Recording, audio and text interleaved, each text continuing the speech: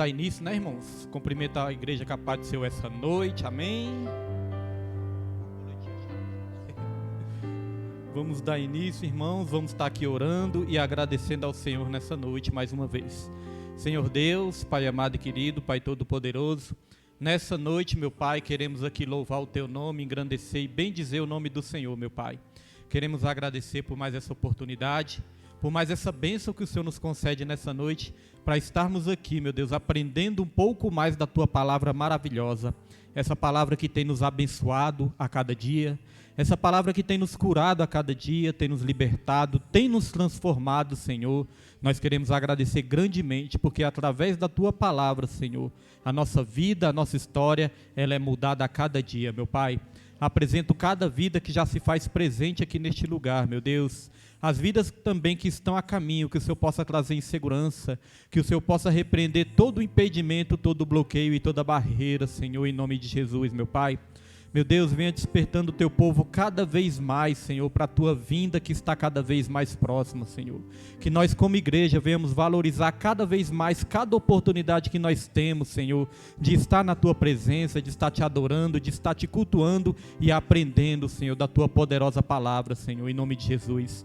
Tome aqui a minha vida, tome a vida da minha esposa, dos meus filhos e de cada irmão que congrega aqui neste lugar, vai de encontro, Senhor, repreendendo todas as barreiras, todos os impedimentos, todo o levante do inimigo, Senhor, que venhamos ser guerreiros, que venhamos ser fortes e corajosos na Tua presença, meu Pai, para que a gente venha tomar posse de tudo aquilo que o Senhor tem para as nossas vidas, meu Deus.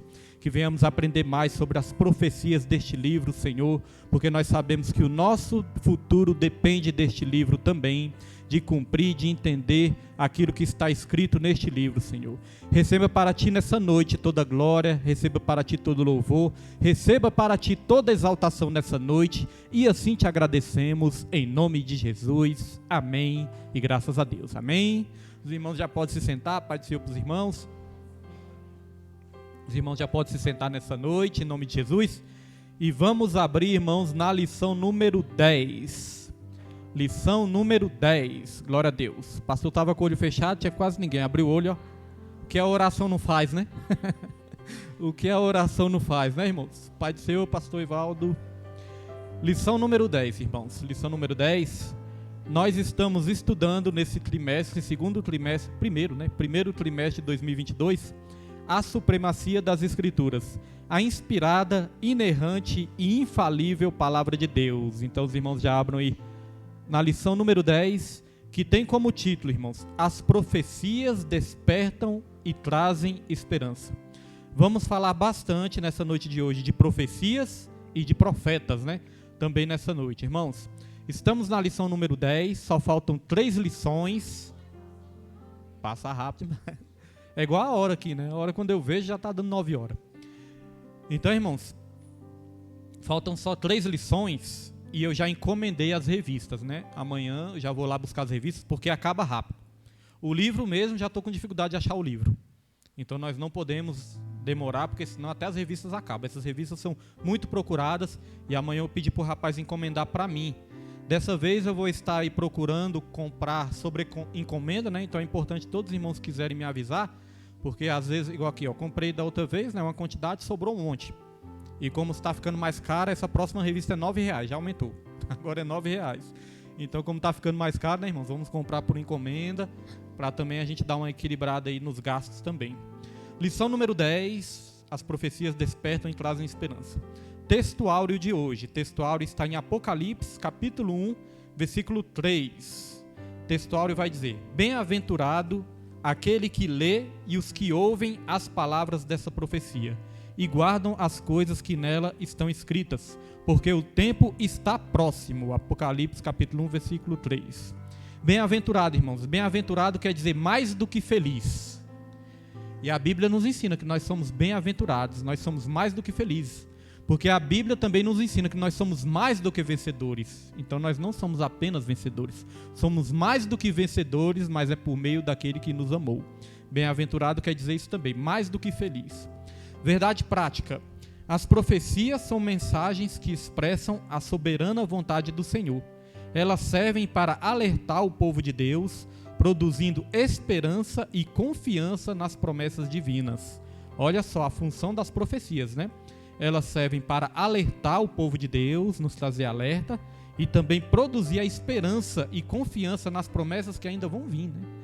Para a gente ter a nossa fé edificada cada vez mais, né? Para nós sempre termos esperança. Vamos para a leitura bíblica em classe. Leitura bíblica em classe está aqui em 3 livros. Está em Jeremias, capítulo 1, versículo 4 até o versículo 10. Está em Joel, capítulo 1, versículo 1 ao 3. E Apocalipse, capítulo 1, versículo 1 ao 3 também. E o Pedro vai estar colocando e nós vamos acompanhar aqui prestando bastante atenção para a gente não se perder aqui na revista. Pode colocar, Pedro. Assim veio a mim a palavra do Senhor dizendo: Antes que te formasse no ventre, eu te conheci. E antes que saísses da madre, te santifiquei, e às nações te dei por profeta. Então disse eu: Ah, Senhor Jeová, eis que não sei falar, porque sou uma criança. Mas o Senhor me disse: Não digas, eu sou uma criança, porque aonde quer que eu te enviar, irás, e tudo quanto te mandar, dirás. Não temas diante deles, porque eu sou contigo para te livrar, diz o Senhor. E estendeu o Senhor a mão, tocou-me na boca e disse-me o Senhor: Eis que ponho as minhas palavras na tua boca. Olha, ponho-te neste dia sobre as nações e sobre os reinos, para arrancares e para derribares, e para destruíres, e para arruinares, e para edificares, e para plantares. Palavra do Senhor que foi dirigida a Joel, filho de Petuel. Ouvi isto, vós anciãos, e escutai todos os moradores da terra. Aconteceu isto em vossos dias, ou também nos dias de vossos pais? Fazeis sobre isto uma narração a vossos filhos, e vossos filhos a seus filhos, e os filhos destes a outra geração. Revelação de Jesus Cristo, a qual Deus lhe deu, para mostrar aos seus servos as coisas que brevemente devem acontecer. E pelo seu anjo as enviou, e as notificou a João, seu servo, o qual testificou da palavra de Deus, e do testemunho de Jesus Cristo, e de tudo o que tem visto. Bem-aventurado aquele que lê, e os que ouvem as palavras desta profecia, e guardam as coisas que nela estão escritas, porque o tempo está próximo. Glória a Deus, irmãos. O tempo está próximo, né, da vinda do nosso Senhor. Vou ler aqui o plano de aula, e os irmãos só acompanhem aí, que não tem na revista dos irmãos, mas é importante ler. Diz assim, ó: Nesta lição estudaremos a profecia bíblica no Antigo e no Novo Testamento. Os profetas foram pessoas escolhidas por Deus para anunciar a sua revelação. A mensagem profética tinha o propósito de gerar despertamento, arrependimento ou fortalecimento da fé e da esperança. Fortalecimento da fé e da esperança. Dada a sua importância, estudaremos a ação ministerial dos profetas maiores e menores, que se dirigiram aos hebreus e a outras nações. Também veremos o conteúdo de Apocalipse, visto que se trata de uma mensagem profética direcionada à Igreja de Cristo. Objetivos da lição: despertar a atuação ministerial de Isaías, Jeremias, Ezequiel e Daniel. Conhecer o período e a região geográfica de atuação dos profetas menores e entender o propósito e a mensagem do livro de Apocalipse. Motivação: as profecias bíblicas é uma demonstração de graça de Deus que se manifesta e se revela ao seu povo no tempo e na história. Então agora vamos para a introdução, e a introdução todos vão acompanhar comigo antes da gente comentar algumas questões aqui, irmãos. Introdução na revista aí dos irmãos, diz aqui: os livros proféticos do Antigo Testamento se dividem em profetas maiores e profetas menores. A designação serve para diferenciar o tamanho dos livros e não o grau de importância de seus autores. Os profetas maiores são Isaías, Jeremias, Lamentações, Ezequiel e Daniel. Já os outros 12, de Oséias a Malaquias, são os profetas menores. No Novo Testamento, apenas o livro de Apocalipse é classificado como profético. A mensagem desses livros desperta e, ao mesmo tempo, produz esperança para o povo de Deus. Então, algumas considerações aqui, para nós entendermos. Primeiro, irmãos, aqui vai falar de profecia. Profecia do começo ao fim aqui, de profetas também, Irmãos, a primeira profecia na Bíblia está lá em Gênesis, capítulo 3, versículo 15. A primeira profecia, irmãos, na Bíblia já está no primeiro livro, Então nós vemos que esse livro, ele é profético do começo ao fim. De Gênesis a Apocalipse, ele é um livro profético. E os irmãos se recordam, que nós já estudamos aqui uma vez, que a primeira profecia foi dita pelo próprio Deus. A primeira profecia foi dita pelo próprio Deus. Para a gente já começar bem desperto aqui, irmãos, abram aí para mim em Gênesis capítulo 3, versículo 15, irmãos. Gênesis capítulo 3, nós podemos considerar o capítulo mais triste de toda a Bíblia, que foi a queda do ser humano, Então, Gênesis, irmãos, capítulo 3, versículo 15, a primeira profecia da Bíblia. E foi dita pelo próprio Deus. O próprio Deus profetizou a primeira profecia. Então diz assim, porém inimizade entre ti e a mulher. Aqui Deus estava falando para a serpente, Quando a serpente enganou Eva, e aí a serpente ludibriou Eva ali, e Eva comeu do fruto proibido, e aí Deus deu essa sentença aqui para a serpente. É uma profecia. Deus falou, porém inimizade entre ti e a mulher, e entre a tua semente e a sua semente. Esta te ferirá a cabeça e tu lhe ferirás o calcanhar. Então aqui, irmãos, essa primeira profecia já estava apontando para o próprio Cristo. 16 vai dizer, e a mulher disse, não, é só até aqui mesmo, só até o 15. Então Jesus falou assim também, da sua descendência, ou seja, da sua semente, virá aquele que esmagará a cabeça da serpente. Então quem é aquele que esmagou a cabeça da serpente? O próprio Jesus. Então a primeira profecia já apontava para quem? Para Cristo. Então veja que a Bíblia, desde o princípio, já aponta para Jesus Cristo. Começa com Jesus e termina com Jesus lá no Apocalipse também. Então toda a Bíblia, irmãos, Jesus Cristo é o centro de toda a Bíblia. Jesus Cristo é o centro das nossas vidas, Jesus Cristo é o centro da igreja. Jesus Cristo, ele é o centro de tudo, nosso Senhor Jesus. Outra coisa também que nós podemos falar aqui, que nós podemos aqui destacar, irmãos, nesse primeiro tópico aqui. Aqui vai dizer que a Bíblia, a mensagem bíblica, as profecias, ela serve para despertar o povo. Isso já é um ponto interessante, Olha só a função da profecia. Despertar, além de trazer esperança, mas é despertar. Despertar para o perigo, que é viver uma vida sem Deus, Viver uma vida distante de Deus, viver uma vida de acordo com o curso deste mundo. Então é um despertamento. Os profetas sempre chegaram a falar, se não houver arrependimento, vai acontecer isso, vai acontecer aquilo. Isso é um despertamento para o povo não estar dormindo.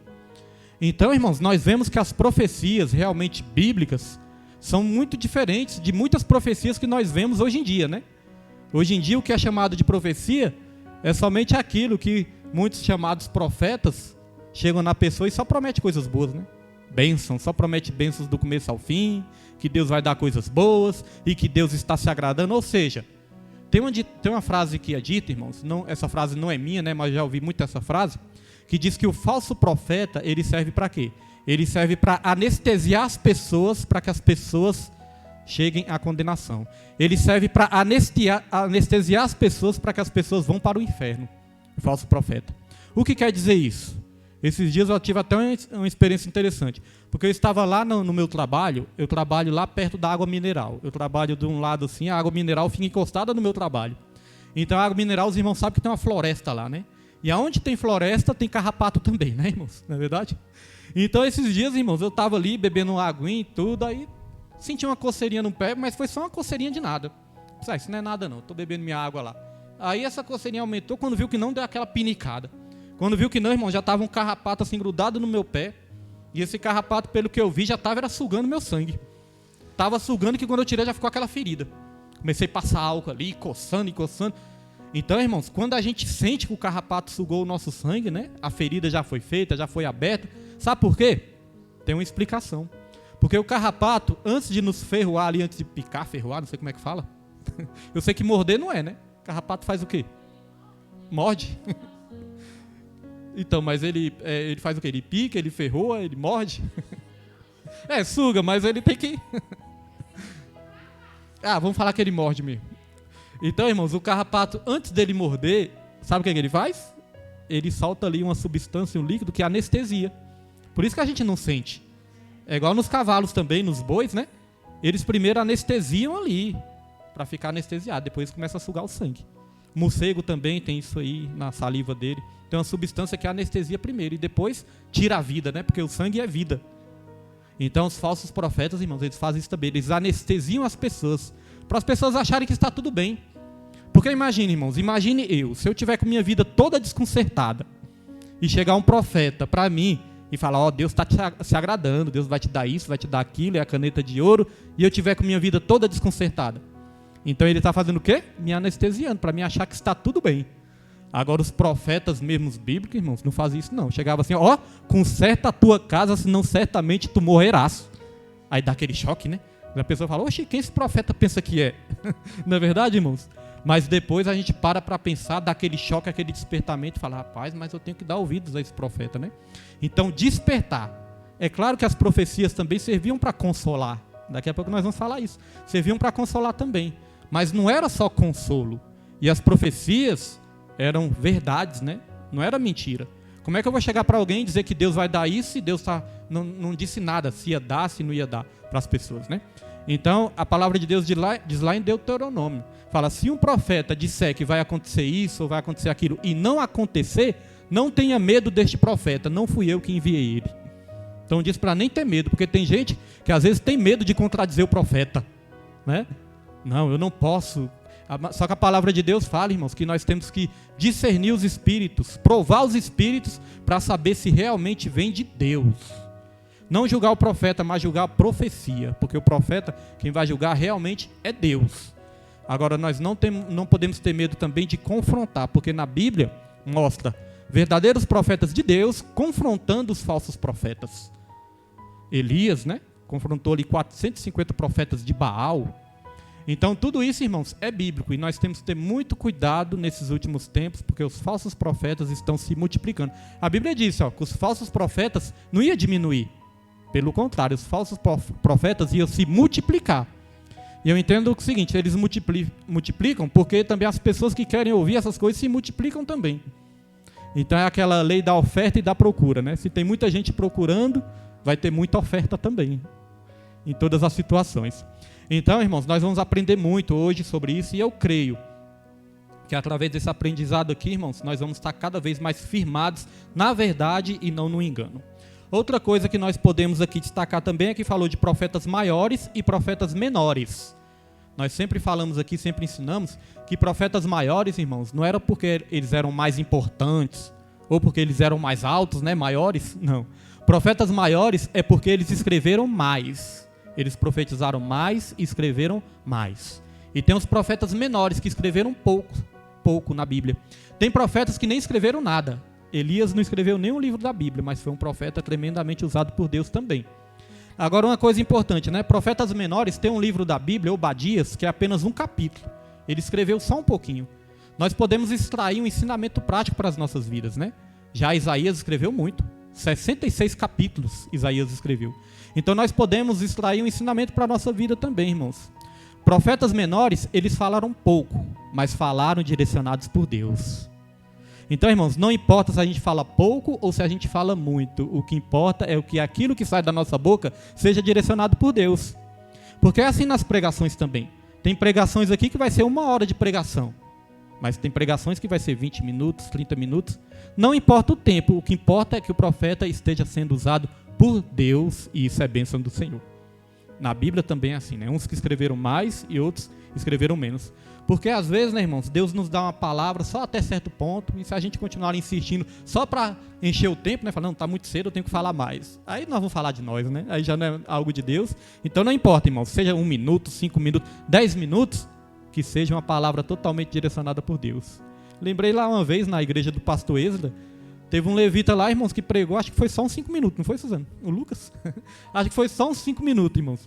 Irmãos, mas esse foi 5 minutos com a igreja dando glória. Glória a Deus, glória a Deus, glória a Deus. Cheio da unção de Deus, ele falou, agradeço a oportunidade. A igreja tudo de tão bom que foi. Então não importa, né, irmão, o tempo. O que importa é que a pessoa esteja direcionada. Hã? É, porque tem a questão de encher linguiça, né? Aí falar, tá enchendo linguiça, né, irmão? Mas é isso que acontece mesmo, né? Então a gente tem que ter esse senso, esse equilíbrio também, de quando Deus parar de usar, não, tá bom, foi até aqui, Deus, né, nos deu. Mas é igual eu falo, né? Tem os profetas que escreveram muito também, então o tempo ali é Deus é que dá, né? O Deus é que dá para qualquer um. Então vamos lá. Tópico 1, os profetas maiores. Subtópico 1, os profetas e a profecia. A palavra grega profetes significa proclamador e intérprete da revelação divina. Ah, irmão, só algo interessante que me veio agora na mente também, né? Mas também nós não podemos exagerar, né? Já pensou o pregador começar a pregar, a gente já começar a olhar para o relógio? 1 minuto de pregação e já... Aí também não, né, irmãos? Aí não tem... Porque às vezes nos falta paciência, né? Pra gente ouvir mesmo, às vezes falta paciência, irmãos. Mas aí nós temos que, né, nos concentrar, focar, porque às vezes não é que a palavra está desinteressante, às vezes nós que estamos dispersos, né? Às vezes pode acontecer isso também, então a gente não prestar atenção, a gente pensa, não estou entendendo nada, mas às vezes falta a gente focar ali, porque realmente vai acontecer muitas coisas para nos distrair. Às vezes um irmão levanta para beber água, outro levanta para ir no banheiro, às vezes um conversa com o outro aqui, ou às vezes chega alguém lá fora e a igreja toda já olha, a gente fica disperso. Eu creio que até o inimigo ele usa essas situações, ó. A Bíblia não fala, né, que o semeador saiu para semear e uma das sementes caiu na beira do caminho. Aí vieram as aves dos céus e comeram aquela semente. Vai dizer, irmãos, que a semente que representa a palavra foram comidas pelas aves dos céus? Aí Jesus explicou, as aves dos céus significam o quê? Representa o quê? O diabo, que rouba a palavra que foi ali semeada no coração das pessoas. Então, se a gente estiver disperso, o diabo já está disperso mesmo, ó. Rouba a palavra, rouba da nossa mente, rouba do nosso coração. Então é necessário também, né, ali um foco, uma concentração, irmãos. Eu digo isso porque eu mesmo, como pastor, às vezes o pregador está pregando aqui, irmãos, e como pastor a gente fica assim, né, vendo se está tudo certo, às vezes dá algum problema aqui, outro ali. Se eu não focar ali na palavra, muitas vezes eu vou também, irmãos, eu vou. Aí às vezes a pessoa pode chegar assim, glória a Deus, pastor, eu pensei, meu Deus, o que ele está falando? Aí é vergonha, né, irmãos? É vergonha. Não é, pastor, não é o que, não sei nem o que estava falando. Então, irmãos, todos nós temos, né? Eu tenho também, eu estou ali, às vezes ali também, mas eu tenho, meu Deus, deixa eu focar aqui, né? Mas acontece, somos, né, seres humanos, falhos, acontece mesmo.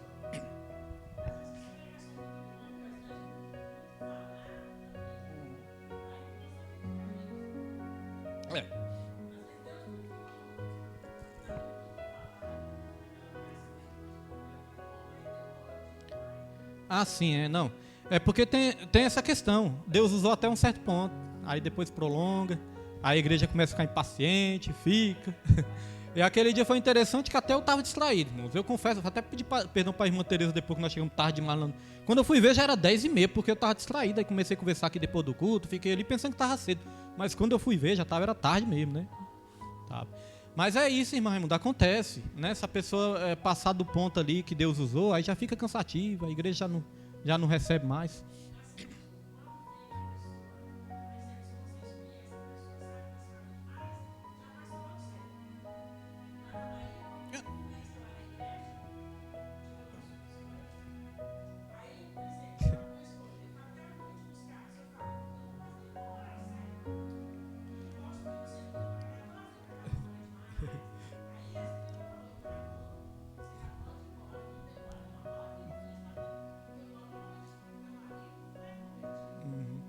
É verdade, a vigilância. Quando a irmã falou, eu até lembrei. Quando ela falou, na hora eu lembrei. Que a irmã passa cedo, né, pro pregador. Irmã Raimundo, nós já tivemos todo tipo de experiência. Então eu falei, Nilma, vamos passar cedo pro pregador, porque ele demora, vamos passar cedo. Passamos cedo, mesmo assim ele entregou quase 1 hora depois. Aí foi até pior, porque ele pensou, tá cedo, eu posso falar à vontade. Tá cedo, eu tenho muito tempo. Irmãos, entregou quase 1 hora depois. Olha as provações que nós já passamos. Teve uma vez também no Sol Nascente, que foi uma pregadora. Essa pregadora, das outras vezes que ela tinha pregado, ela não tinha demorado muito não. Mas nesse dia era aniversário da minha esposa. Aí eu falei assim, cheguei antes, falei, ó, nós vamos passar para a senhora mais cedo, porque hoje é aniversário da minha esposa, e como é aniversário da minha esposa, nós queremos acabar mais cedo para bater os parabéns e tal, então colabora aí, nós vamos passar até mais cedo. Irmãos, mas ali eu creio que ali foi de rebeldia mesmo, viu? Porque, irmãos, acabou o culto e ficou falando, e começou a falar, foi bobagem. Começou a falar de esmalte, de não sei o quê, Irmão do céu, que eu vi no inferno, isso e aquilo, meu Deus, já heresia. E nesses dias, irmãos, eu tinha pouco tempo ali Irmãos, eu doido para tomar o microfone, desligar o som, fazer alguma coisa. Eu acho que eu devia ter tomado uma atitude nesse dia, mas depois a gente fica assim pensando. Aí eu falei, meu Deus, o que eu faço, meu Deus? E nada, irmãos, e nada. E passou. Entregou quase 1 hora depois. Mas ali já foi uma desobediência mesmo. Não chamei mais, irmãos. Não chamo. Porque não é assim, né? É falta de ética, é falta de educação, falta de respeito, falta de reverência. Mas acontece.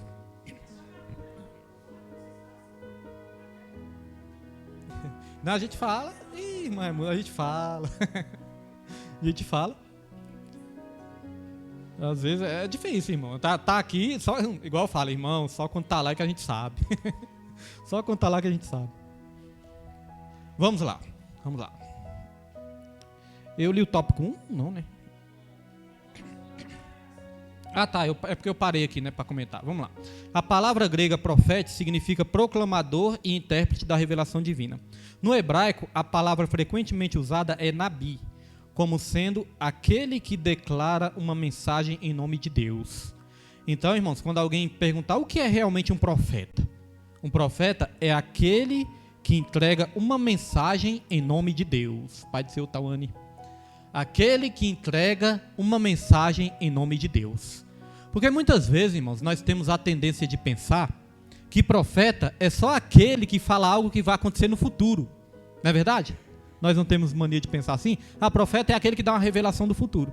Mas não. Profeta é aquele que entrega uma mensagem de Deus. A mensagem de Deus pode ser alguma coisa que já aconteceu no passado também. Não somente no futuro. Mas daqui a pouco nós vamos falar sobre isso. Vamos lá. Os profetas tinham acesso à presença dos reis, ofereciam-lhe assessoramento e, quando necessário, até censuravam os seus atos. Então, a característica dos profetas é que os profetas eram corajosos.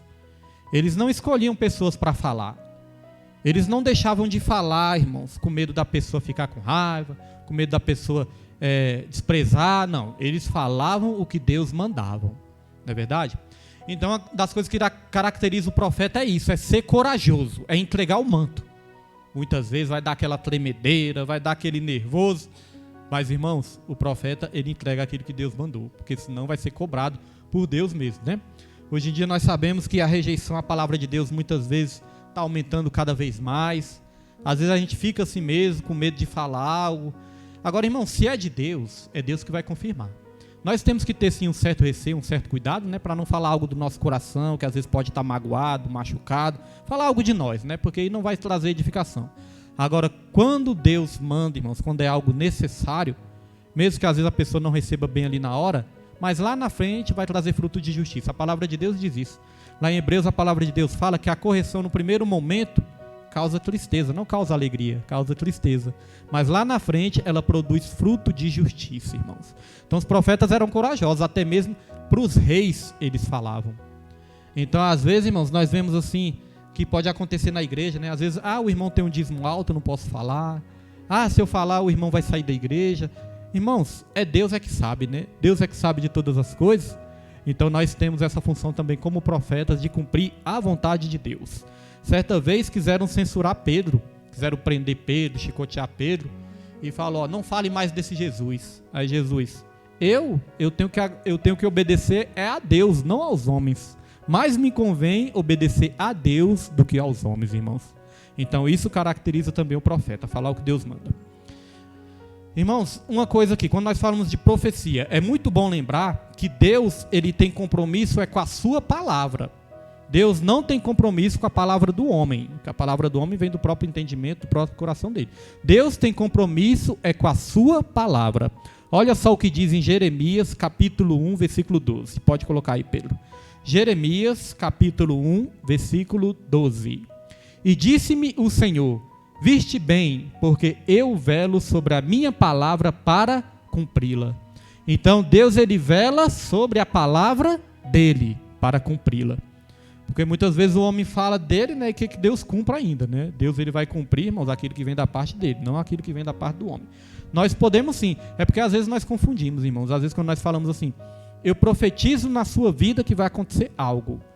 Muitas vezes você não está falando que Deus te mostrou que vai acontecer. Não, você está desejando, né, algo, uma bênção para o irmão, né? Não, eu creio que isso vai acontecer, pela fé isso vai acontecer. Nós podemos sim profetizar dessa forma, né? Desejar que algo de bom aconteça, ter fé, edificar o irmão, ajudar a fé do irmão também a ser edificada. Falar, não, eu profetizo que isso vai acontecer na sua vida. Só que sempre diferenciando, não foi Deus que me mostrou, eu creio que isso vai acontecer. Aí é diferente, né? Isso também não tem problema nenhum, profetizar bênçãos na vida dos irmãos. Vamos lá, continuando. O dicionário Vini atesta que o termo grego para profecia é profeteia, que significa descrição antecipada da vontade de Deus, quer com referência ao passado, quer do presente ou futuro. Agora, isso é importante também, irmãos. Então, o termo grego, né, significa descrição antecipada da vontade de Deus. Então, profecia também significa isso. É uma descrição antecipada da vontade de Deus. Então, antes de se cumprir na vida da pessoa, aí o profeta já está antecipando ali o que é a vontade de Deus para a vida dessa pessoa. Só que não é só o que acontece no futuro também. O profeta também ele pode usar aquilo que já aconteceu no passado. Aquilo que está acontecendo no presente ou aquilo que vai acontecer no futuro. Eu posso muito bem usar uma situação da Bíblia, um exemplo da Bíblia, ou algo que já aconteceu na vida de outros irmãos também, para dar uma descrição antecipada da vontade de Deus sobre a vida da pessoa. Posso também ser usado por Deus para falar do presente, do que está acontecendo na vida da pessoa. Hoje mesmo, rapidinho aqui, um testemunho rapidinho, aconteceu algo forte lá no meu serviço. Eu até conversei com minha esposa, né? Liguei para minha esposa e conversei com ela. Aconteceu algo forte lá no meu serviço, irmãos. Teve um amigo, já estava conversando com minha esposa no telefone, aí um amigo meu me chamou. William, vem cá, pastor William. Aí eu fui lá, aí ele falou assim, ouve aqui. Aí estava um evangelista lá. Irmãos, esse evangelista pregando ali da palavra de Deus, pregando, e nós começamos a sentir a presença de Deus ali, né? Pregando e falando e profetizando. Aí depois ele profetizou sobre minha vida e ele profetizou sobre a vida de um amigo meu. Esse amigo meu, ele já tinha me dito, contado a história dele. Ele falou, eu sou diácono e estou afastado da igreja. Eu passei muito tempo na igreja, eu sou diácono, mas me afastei, caí na bebida. Ele mesmo fala, irmãos, ele pede ajuda, ele conversa com a gente e ele fala que está afastado. Então, este meu amigo, ele estava indo para o serviço, cheio de madeira nos ombros, né? Umas ripas lá que ele ia arrumar os armários lá. Estava nos ombros lá, irmãos. Estava mal vestido, né? Porque estava com o uniforme lá, estava mal vestido, cheio de madeira. Aí esse evangelista, ele passou com uma saveiro, né? Uma saveiro novinha, zerada, bonitinha. Passou com essa saveira, aí do nada ele falou, vem cá, você quer carona? Você está indo para onde? Você quer carona? Aí meu amigo disse que até estranhou, né? Ué, alguém me dá carona assim do nada e tudo. Não, estou indo ali para baixo, ali para o viveiro. Falou, vai, vamos lá, entra aí, eu te levo lá.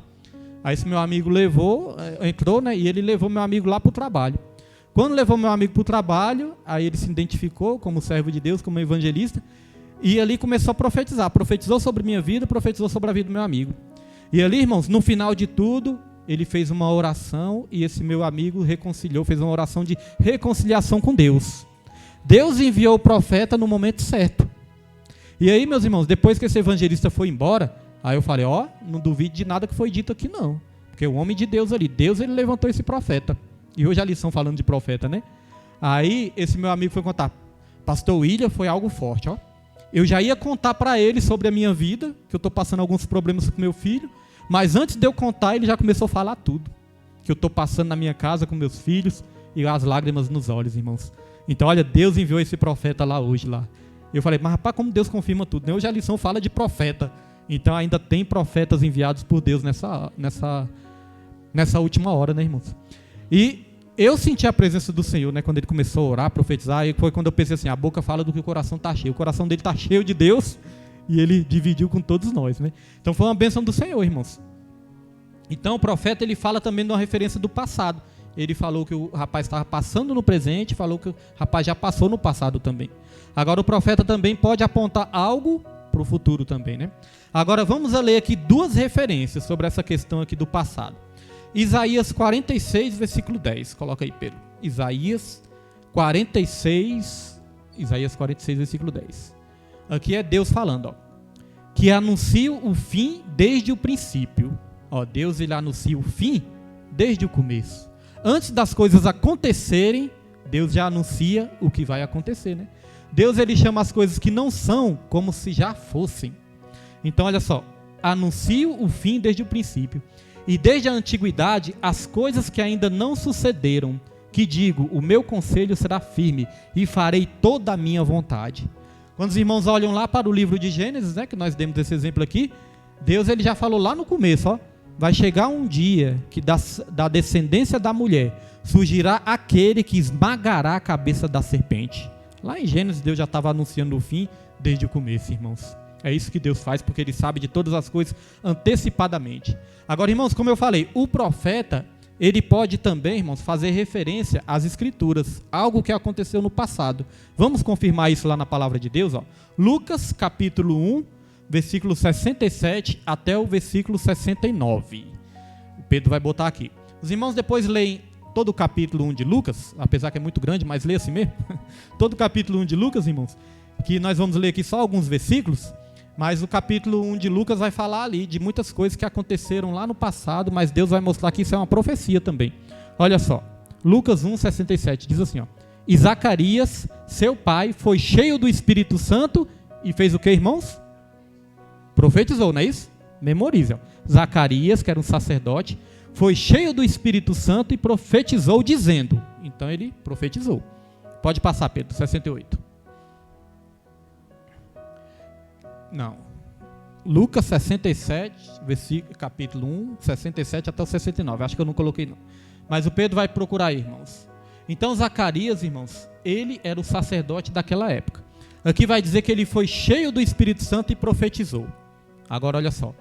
Bendito, profetizou e disse, né? Bendito o Senhor Deus de Israel, porque visitou e remiu o seu povo.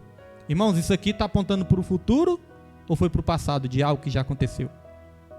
Ó, visitou, está no passado, né? Então, no passado, olha só, ele profetizou algo do passado. Bendito o Senhor Deus de Israel, porque visitou e remiu o seu povo. Pode passar, Pedro. E nos levantou uma salvação poderosa na casa de Davi, seu servo. Então foram coisas que aconteceram lá no passado. Zacarias, ele já estava ali no Novo Testamento, né?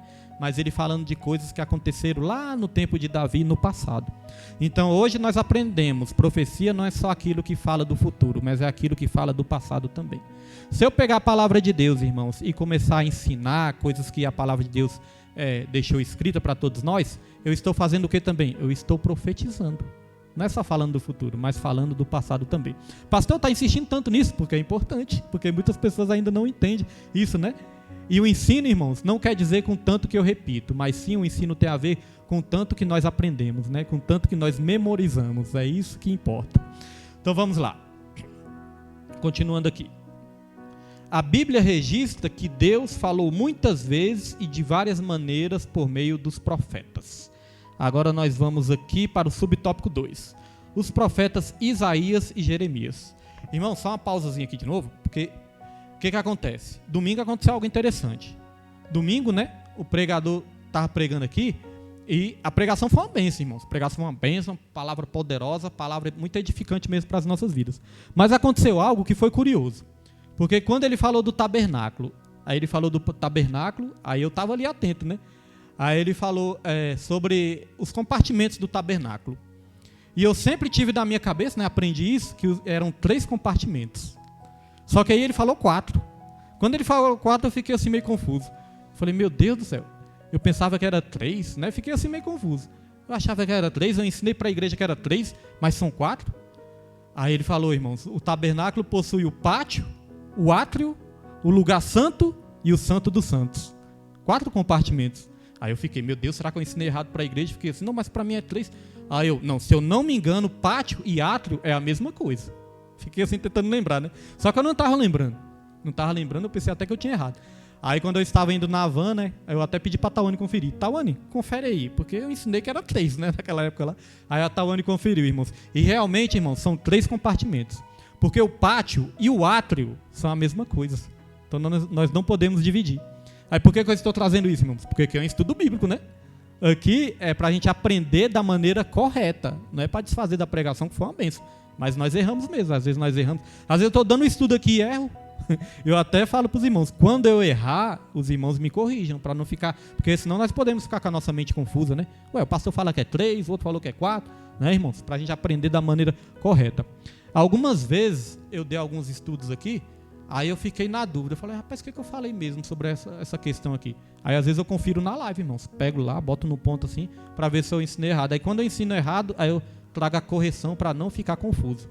Porque na igreja de Bereia também era assim, tudo que o pregador ensinava, os bereanos, opa, deixa eu ver se é isso mesmo. Ia lá para a Bíblia, para ver se é isso. E todos nós temos a função de fazer isso, para não confundir, né, as coisas.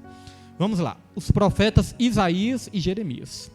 Isaías e Jeremias profetizaram, sim, irmãos, agora nós vamos falar um pouquinho de alguns profetas, né, maiores, um pouquinho de cada, só dar uma pincelada mesmo, em alguns profetas maiores, não em todos.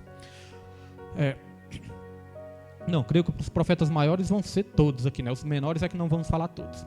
Então, profetas Isaías e Jeremias. Isaías e Jeremias profetizaram no reino de Judá. Pastor William, por que no reino de Judá? Não é o reino de Israel, não? Irmãos, vamos só fazer uma recapitulação aqui para a gente não ficar confuso. Só relembrar um pouco, né? Quem foi o primeiro rei de Israel?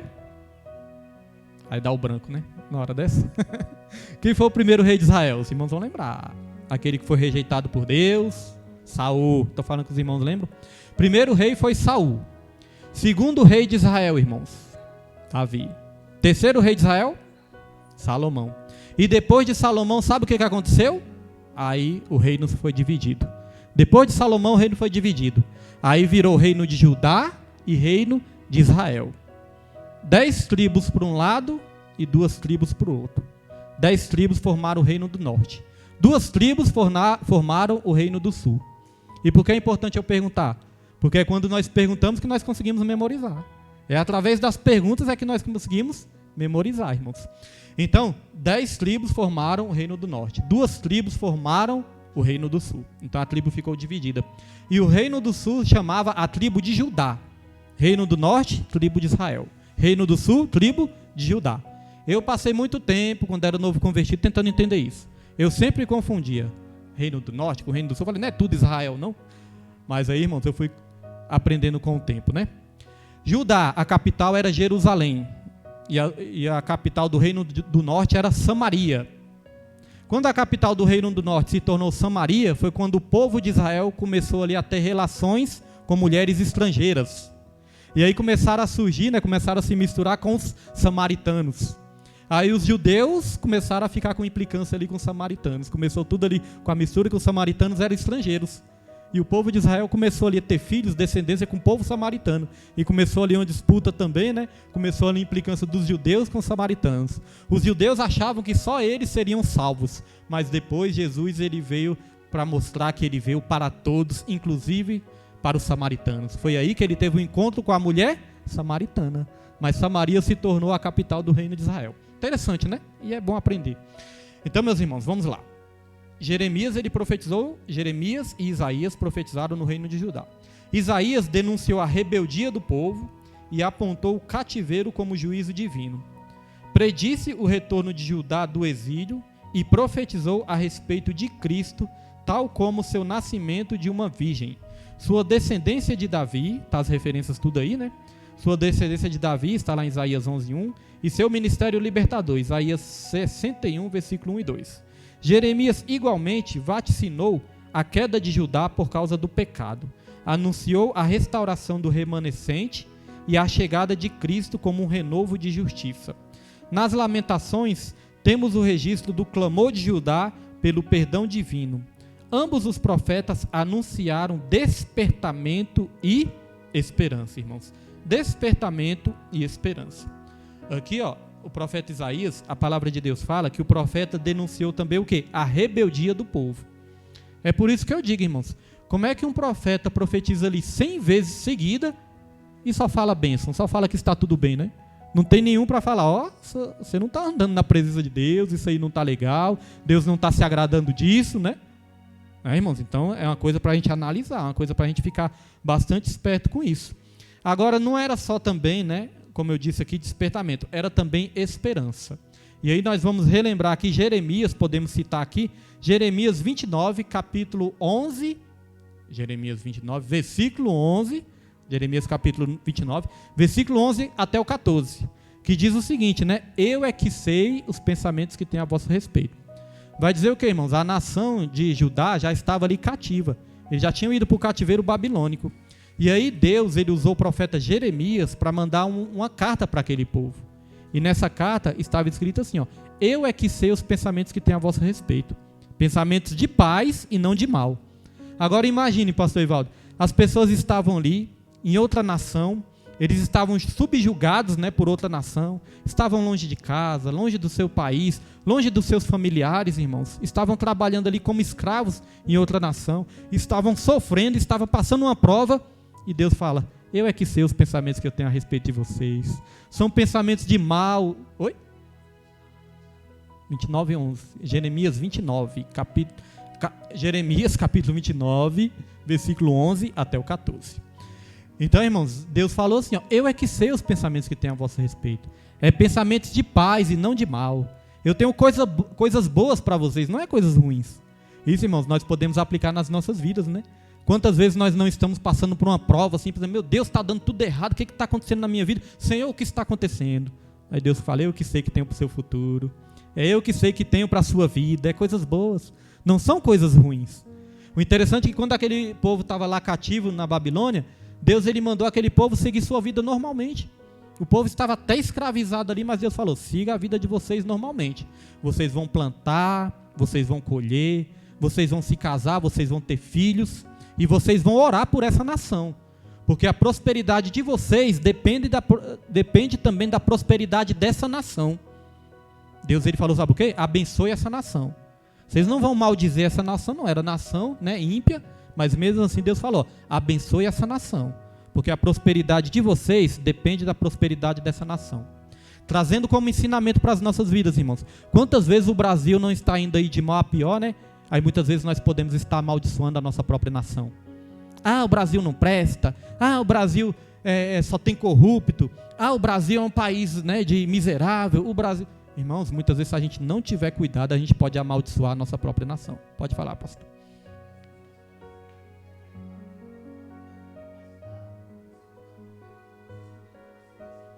Verdade. É verdade. Muitos falam assim, né? Tenho vergonha de ser brasileiro, tenho vergonha de morar no Brasil, amaldiçoando a própria nação. E Deus mandou abençoar até uma nação estrangeira, imagine a nossa, né? Aí a Bíblia fala, 2 Crônicas 7:14.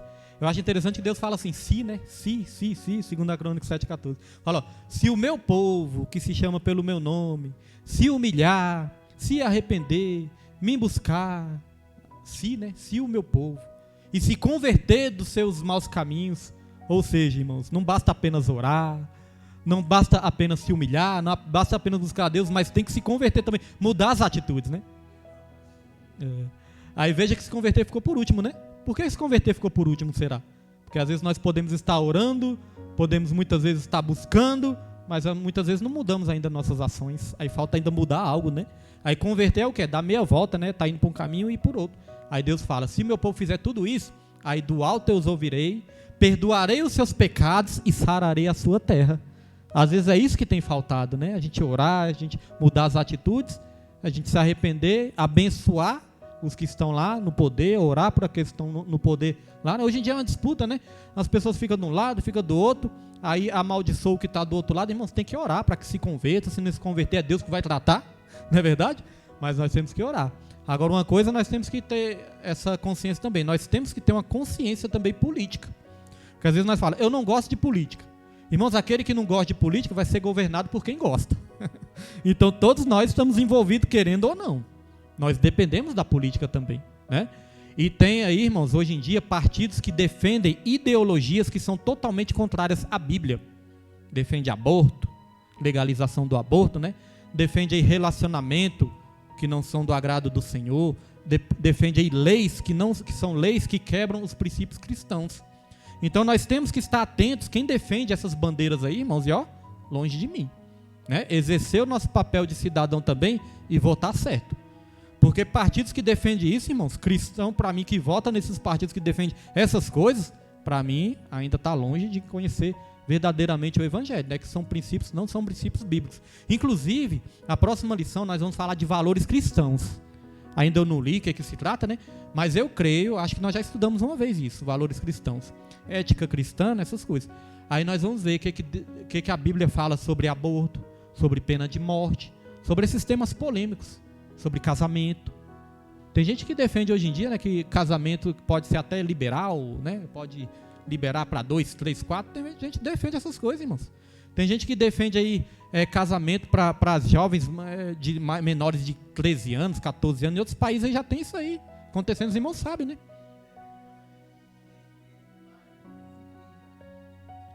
Isso. Então, irmãos, tudo isso já são essas ideologias satânicas que vêm direto das trevas do inferno, né? E tem partidos que defendem isso aí também. Daqui a uns tempos, irmãos, isso já está acontecendo. Acontece de uma maneira disfarçada ali, mas já está acontecendo. Daqui a uns tempos eles vão querer legalizar até mesmo a pedofilia. Falar, não, menor de 13 anos não pode ser considerado mais menor não para relação, para essas coisas. Daqui a uns tempos vão querer que a pessoa não pode ser criminalizada, se envolver mais com de menor. Isso aí já está acontecendo. Então a mesma coisa de legalizar o quê? A pedofilia. O que uma pessoa de 13 anos entende? Entende de nada ainda, né? Então tudo isso, irmãos. Então tem partidos que defendem isso. Nós temos que estar bastante atentos quanto a isso, né? Então, como nós falamos aqui sobre a mensagem de esperança, aí Jeremias 29, versículo 11 ao 14, vai dizer o seguinte: eu é que sei os pensamentos que tenho a vosso respeito. Dependendo da tradução do irmão, pode estar um pouquinho diferente, né? Mas Deus fala, ó, são pensamentos de paz e não de mal, ou pensamentos de paz e de prosperidade, né? Aí Deus fala assim, ó, eu que sei os pensamentos que tenho, pensamentos de paz e não de mal, para vos dar o fim e uma esperança. Então passareis a orar a mim e eu vos ouvireis. Buscar-me-eis e me achareis quando buscar de todo o vosso coração. Serei achado de vós e farei mudar a vossa sorte, ou congregar-vos-eis, né, de todas as nações, de onde vos enviei, perdão, irmãos, de onde vos enviei. Então, meus irmãos, isso tudo é profecia o quê? De esperança. O povo estava passando ali uma dificuldade, mas a profecia apontava o quê? Para uma esperança no futuro. É isso que as profecias também fazem nas nossas vidas. Agora, quer ver uma profecia, irmãos, que se cumpriu exatamente como a palavra de Deus mostrou? Porque a profecia também, às vezes a gente pensa, não se cumpriu não, porque às vezes a gente não entende. Então nós temos que procurar entender a profecia. Há uma profecia que já se cumpriu, irmãos. Se cumpriu exatamente como Deus falou. Quer ver? Coloca aí, Pedro. Isaías, capítulo 66, versículo 8. Olha só. Isaías 66, versículo 8. Quem jamais ouviu tal coisa? Quem viu coisas semelhantes? Pode-se fazer nascer... Vou ler de uma maneira mais fácil para a gente entender, né? Porque essas linguagens de antes é uma linguagem bem difícil, né, irmãos? Então Deus estava falando assim, ó, pode uma nação nascer num só dia? É isso que está dizendo ali, ó. Pode Deus fazer uma nação nascer em um só dia? Será que em um só dia pode surgir uma nação? Agora olha que interessante. Nasceria uma nação de uma só vez? Mas Sião esteve de parto e já deu à luz aos seus filhos. Irmãos, pode uma nação nascer de uma só vez, num só dia? Numa hora para outra nascer uma nação? Porque uma nação, né, irmãos? Uma nação são milhares de pessoas, é um país, são cidades, é cultura. Pode isso tudo se formar de uma só vez? Isso era uma profecia. Agora, irmãos, no ano 70 depois de Cristo, a cidade de Jerusalém foi invadida. Quando a cidade de Jerusalém foi invadida, o templo ali foi incendiado, a cidade foi destruída. E aí, sabe o que aconteceu? Os judeus, eles se dispersaram. Eles partiram para todas as partes do mundo. Eles foram embora ali do país onde eles estavam, da cidade onde eles estavam, para todas as partes do mundo. Eles ficaram dispersos. É por isso que fala, os judeus foram dispersos. Isso durou muito tempo, irmãos. Mas aí, irmãos, lá em 1948, não vou lembrar o dia exato, é 14, não vou lembrar o dia exato, mas o ano eu lembro. Lá em 1948, irmãos, a nação de Israel voltou a ser considerada, por outras nações, né? Voltou a ser considerada uma nação. Que ela não era mais considerada uma nação, mas em 1948 ela voltou a ser considerada uma nação. Isso estava cumprindo essa profecia. Uma nação surgiu num único dia. Essa era uma profecia bíblica e se cumpriu em 1948. Poderíamos citar várias aqui também, né? É só um exemplo de como a palavra de Deus se cumpre exatamente igual. A palavra de Deus fala, né? Vamos lá. Subtópico 3, avançando aqui, subtópico 3. Os profetas Ezequiel e Daniel. Ezequiel e Daniel profetizaram na Babilônia. Judá estava no exílio e tinha o coração obstinado. Ezequiel foi levantado para admoestar no cativeiro, lembrar de que a restauração requeriria arrependimento, e pronunciou a Cristo como pastor e rei. Então, irmãos, quando Ezequiel, só uma pincelada aqui também, né? Quando Ezequiel profetizou, ele estava ali cativo também, né, no exílio da Babilônia, e quando ele profetizou, irmãos, vai dizer que o povo estava obstinado. O que quer dizer um povo obstinado? É aquele povo que fica insistindo nos mesmos erros, né? Aquele povo que continua insistindo ali na prática errada. Será que hoje em dia tem muitas pessoas obstinadas ainda? Né? A palavra de Deus fala, não é assim, não é por aí, não é assim. As pessoas continuam insistindo no mesmo erro, mesmo conhecendo a palavra do Senhor, né? Então, pessoas obstinadas. Então, para ter restauração, para ter esperança, como nós falamos aqui, era necessário o quê? Arrependimento. Porque, irmãos, arrependimento não é só tristeza, né? O que adianta? Por exemplo, eu pratico uma coisa errada. O que adianta eu ficar só triste? Ah, não, eu pratico isso, estou triste. Mas continuo praticando. Isso não é o verdadeiro arrependimento, né? Isso é remorso. Remorso é quando a gente fica triste por causa das consequências. Fiz alguma coisa errada, colhi uma consequência ruim. Ah, não podia ter feito isso, aconteceu isso de ruim comigo. Isso é remorso, né? Por causa das consequências. Agora, arrependimento, irmãos, é quando nós realmente ficamos tristes por ter ferido o coração de Deus, por ter ali pecado contra a santidade de Deus, né? Magoado o coração de Deus. Porque, irmãos, Deus ele fica triste ou não fica? A palavra de Deus ensina que fica, né? O Espírito Santo entristece. Deus ele fica também, irmãos, chateado, triste. Depois, irmãos, leem Jeremias 2. Jeremias ele foi usado, irmãos, para mostrar ali um desabafo de Deus. Deus desabafou lá em Jeremias 2, depois vocês leem. Lá em Jeremias 2, Deus está desabafando. Deus está falando assim, o que eu fiz para vocês? O que eu fiz para os seus pais se esquecerem de mim? É um desabafo de Deus. Deus falando, o que eu fiz? O que eu fiz de errado? Olha só, para mostrar um sentimento de Deus, né, irmãos? É claro que o sentimento de Deus não é igual ao sentimento do ser humano, né? Deus ele está muito além de nós. Mas isso aí é para mostrar que assim como nós ficamos chateados com algumas coisas, tristes, Deus ele também fica, porque nós fomos feitos imagem e semelhança de Deus. Então aquele povo ali estava obstinado e não mostrava arrependimento. E para ter restauração é necessário arrependimento. Porque muitas vezes as vidas não saem, né, da mesma vida que leva. Às vezes vive as mesmas provações, as mesmas situações, irmãos. Quando vai ver, quando vai pesquisar lá no fundo, ainda falta abandonar algo que não abandonou ainda, para Deus fazer algo diferente na vida, né? Então tudo isso. Tem pessoas que nunca saem, infelizmente, irmãos, da mesma situação, porque está faltando abandonar algo que está errado. Aí pede oração para o povo de Deus, a gente ora, pede oração, pede ajuda, pede conselho, mas isso não vai adiantar se a pessoa mesmo não tomar uma decisão de mudança. Nós não podemos mudar ninguém, mas quando nós decidimos, irmãos, por experimentar essa mudança de Deus, tudo ao nosso redor começa a mudar também, né? E muda para melhor. Muda da água para o vinho. Todos nós somos testemunhas, irmãos, que quando nós abandonamos muitas coisas erradas, né, nossa vida começou a melhorar cada vez mais. Porque Deus ele é fiel para cumprir com a sua parte, com a sua promessa. Então vamos lá para Daniel. Ó. Daniel também foi para... só para não esquecer também. Ezequiel, ele profetizou uma passagem muito conhecida, que é o Vale dos Ossos Secos, né? O profeta Ezequiel profetizou o Vale dos Ossos Secos. Os ossos secos ali representavam a nação de Israel, que estava totalmente ali mortas espirituais. Vai dizer que os ossos não estavam apenas secos, eles estavam sequíssimos. Mas aí Deus trouxe restauração também, né? Vamos lá, Daniel também foi para o exílio, porém como um dos oficiais da corte. Ele entendeu que o cativeiro duraria 70 anos, está lá em Daniel 9, versículo 2. Então, irmãos, Daniel, ele entendeu que o cativeiro duraria quantos anos? 70 anos. Agora, como que Daniel entendeu? Lá em Daniel 9, versículo 2, vai dizer, ele entendeu através dos livros. Então, ele entendeu, ó, lendo a Bíblia. Antes eram os pergaminhos, né, os rolos, os escritos. Então, ele entendeu, irmãos, lendo a Bíblia. É assim que nós entendemos muitas coisas nas nossas vidas também. É assim que nós entendemos a palavra de... assim que nós entendemos a vontade de Deus para as nossas vidas, né? Lendo as Escrituras, lendo a Bíblia. Por que eu estou dizendo isso? Porque muitas vezes a pessoa quer uma revelação de Deus, Pai do seu irmão Jesuíno. Então muitas vezes, irmãos, a pessoa quer uma revelação de Deus, quer uma revelação, mas não quer abrir a Bíblia.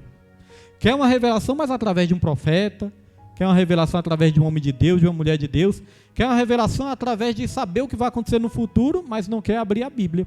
Daniel, ele entendeu aquilo que ia acontecer lendo os livros, lendo a palavra do Senhor, irmãos. Né? Quer uma revelação, mas não abre a Bíblia.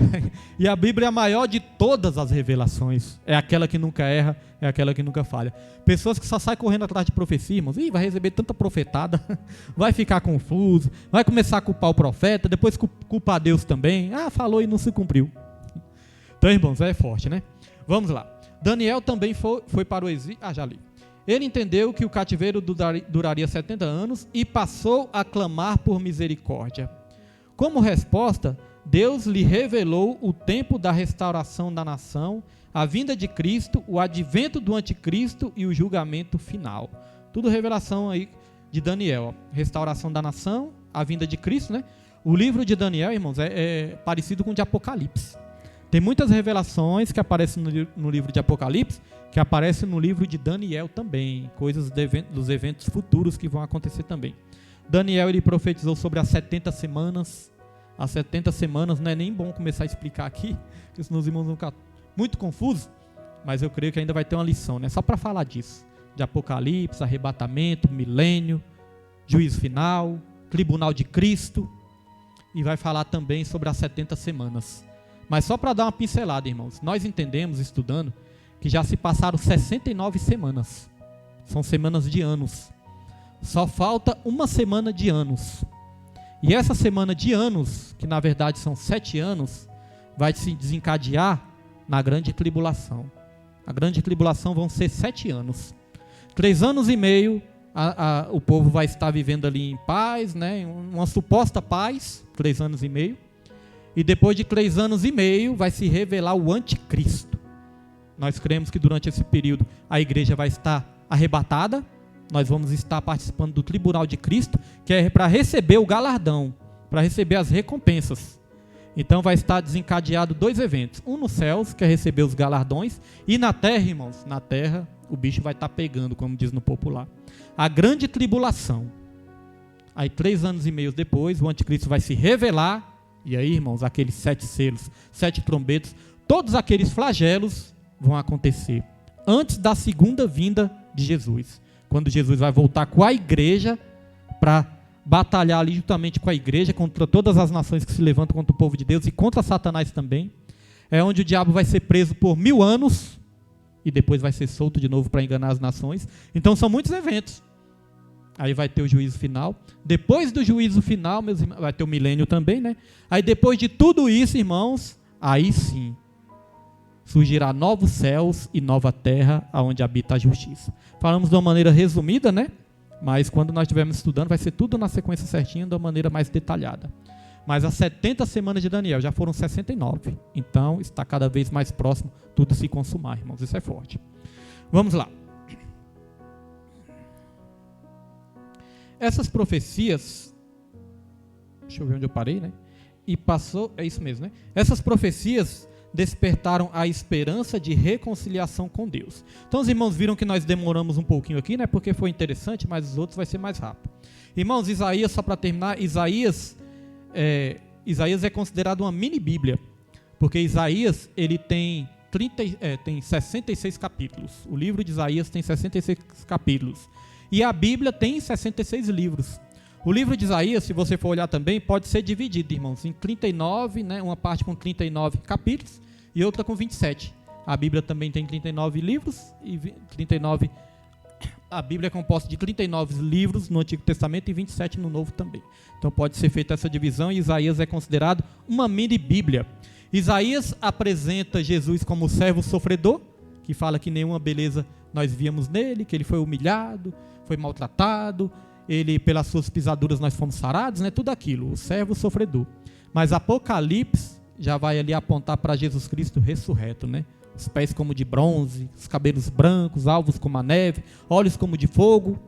Então tudo isso, né, irmãos, são as profecias bíblicas. Tópico 2, vamos para o tópico 2, os profetas menores. Os profetas do Reino do Norte. 2 profetas menores profetizaram para Israel, Amós e Oséias. Amós profetizou quando Israel vivia grande prosperidade. Então veja, né, irmãos, aqueles profetas estavam profetizando em Judá. Agora esses profetas aqui, esses profetas nós vamos começar a falar aqui, profeta Amós e Oséias, eles começaram a profetizar para o reino de Israel, que eram as 10 tribos.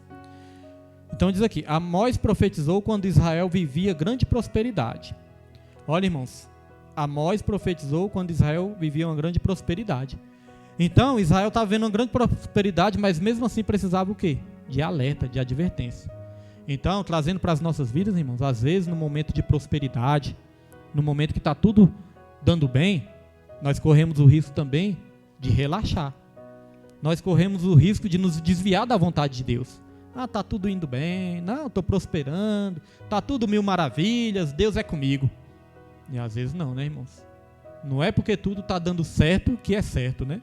Muitas pessoas se iludem com o perigo das riquezas. A ilusão das riquezas, a Bíblia fala sobre isso, né? As pessoas que confiam nos seus bens materiais e acham que está tudo bem, mas às vezes não está agradando a Deus. A Bíblia, a teologia da prosperidade muitas vezes fala, irmãos, que o sinal da pessoa abençoada é ter riquezas, bens materiais, isso é sinal de uma pessoa abençoada. Nem sempre. A pessoa pode ter muitos bens materiais, mas está afastada de Deus, né? Então nunca podemos confiar nas riquezas. Se tudo está dando certo, glorifique a Deus. Se tudo está desandando também, irmãos, confie em Deus da mesma maneira.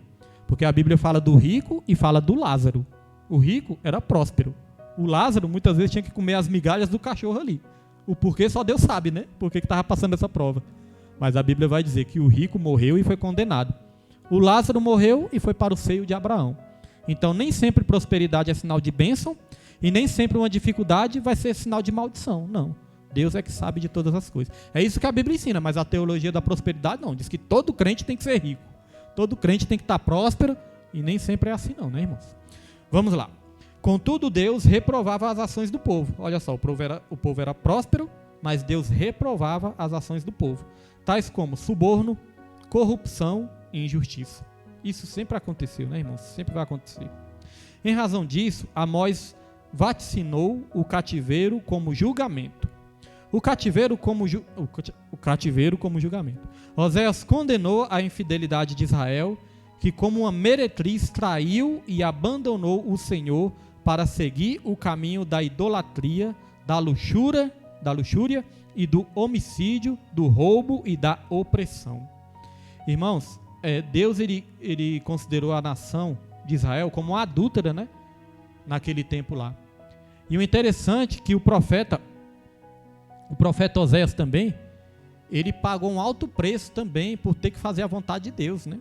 Às vezes, irmãos, tem que abrir mão de coisas assim, né? Coisas assim muito importantes nas nossas vidas para fazer a vontade de Deus. Às vezes, para fazer a vontade de Deus tem um alto preço, irmãos. Nós podemos até achar que a coisa ruim não é coisa ruim, é que o propósito de Deus tem que ser cumprido. Oséias chegou a perder a sua própria esposa. Oséias teve uma representação ali. Deus ele fez uma profecia através de uma representação através de Oséias ali. Ele perdeu a sua própria esposa também. A esposa dele se tornou adúltera. Ele fala, não, Deus mandou Oséias casar com uma mulher adúltera, né? Foi onde até nós trouxemos na semana passada. Vai e casa com uma mulher adúltera. Aí um pastor entendeu errado. Vai, casa e adultera. Entendeu errado, né, irmãos? Interpretou a Bíblia errado. Então, Oséias teve que usar essa representação ali como profecia, como um ato profético para o povo entender como é que o povo estava sendo enxergado por Deus naquela época. O povo estava sendo considerado como uma nação adúltera. E o profeta Oséias pagou esse alto preço para fazer a vontade de Deus também. Então vamos continuar aqui, ó. Como consequência, a nação foi conduzida ao cativeiro pela Assíria. Então, irmãos, o povo estava desviado e como consequência. Então a Bíblia diz, né, irmãos, tudo que nós fazemos de errado, tudo vai gerar uma consequência. Aliás, tudo que nós fazemos nessa terra gera uma consequência. Quando nós procuramos coisas boas, vamos ter consequências boas. Quando procuramos coisas ruins, vai ter consequências ruins.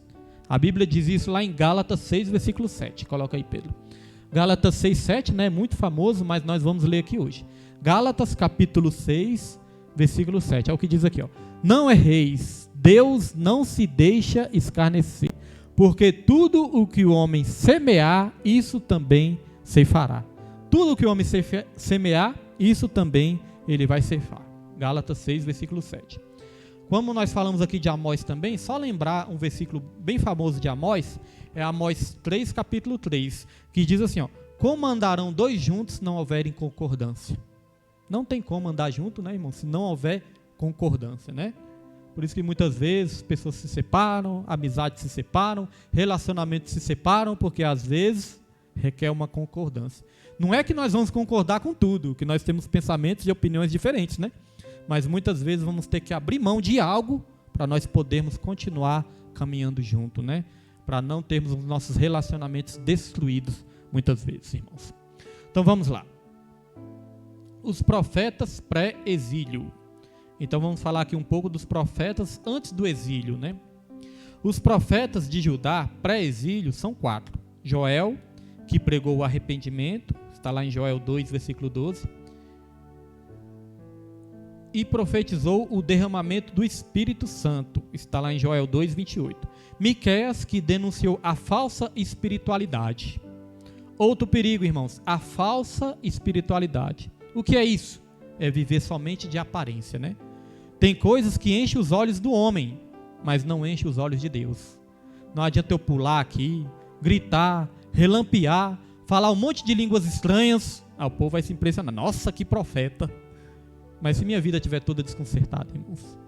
Aí olha só o que a palavra de Deus diz lá em Mateus, capítulo 15, versículo 8. Coloca aí, Pedro. Mateus 15, 8. Olha, a falsa espiritualidade, irmãos, é condenada por Deus. Diz assim, ó. Este povo se aproxima de mim com a sua boca e me honra com seus lábios, mas o seu coração está longe de mim. Então Deus ele não vai prestar atenção só naquilo que nós falamos. Deus ele vai prestar atenção naquilo que está dentro dos nossos corações. Porque às vezes quando falamos, né, pregamos, ensinamos, falamos bonito, nós podemos até enganar o homem, irmãos, mas a Deus ninguém engana. Agora, isso que Jesus falou já tinha sido também profetizado lá em Isaías, já tinha sido ali escrito, né? Lá em Isaías, capítulo 29, versículo 13. Coloca aí, Pedro. Isaías 29, 13. Porque Jesus, irmãos, ele citava muitas coisas do Antigo Testamento, né? E Jesus, ele citava bastante o profeta Isaías. Olha só, o profeta Isaías profetizou tanto, e foi tão importante, que o próprio Jesus profetizava o que Isaías tinha deixado ali como profecia. Isso mostra como a palavra de Deus, né, irmãos, é inspirada verdadeiramente por Deus. Deus ele estava querendo dizer o seguinte, ó, tudo aquilo que o profeta Isaías deixou escrito, profetizou, é verdade, testificava também da palavra de Deus. Então olha só, porque o Senhor disse, pois que este povo se aproxima de mim com a sua boca e com seus lábios me honra, mas o seu coração se afasta para longe de mim, e o seu temor para comigo consiste só em mandamentos de homens em que foi instruído. Então, às vezes, né, irmãos, é a questão da pessoa querer até agradar o homem, obedecer ao homem, mas desagradar o Senhor, né? Então, mais vale agradar ao Senhor. Então, é a falsa espiritualidade. Isso não agrada ao Senhor. Oi.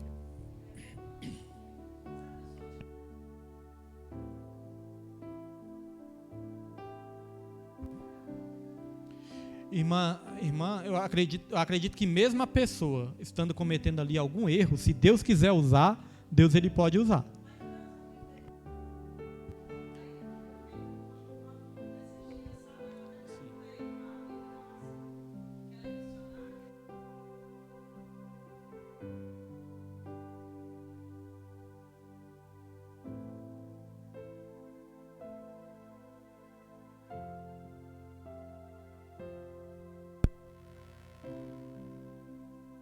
Eu vou tentar responder a dúvida da irmã com um exemplo bíblico. Nem sempre ser usado é sinal de ser aprovado. A pessoa pode estar sendo usada, mas não é aprovada. O pastor me deu um exemplo na Bíblia, Saul. Saul ele foi ungido rei de Israel e ele já tinha sido reprovado por Deus. A Bíblia fala que ele já tinha sido reprovado por Deus. Ele fez algo que estava desagradando a Deus, já tinha sido reprovado. Mas mesmo assim, Saul ele continuou sendo usado por Deus para dar vitória para o povo de Israel. várias vezes que ele ia batalhar com o povo de Israel, ainda assim Deus dava vitória para o povo de Israel usando Saul. Então Saul estava sendo usado, mas não estava sendo aprovado. A pessoa mesmo estando desconcertada, como a irmã falou, né, Deus ainda pode usar, porque os dons, a Bíblia fala que os dons são irrevogáveis. Ou seja, Deus dá o dom, mas não tira. Deus não tira o dom continua com a pessoa.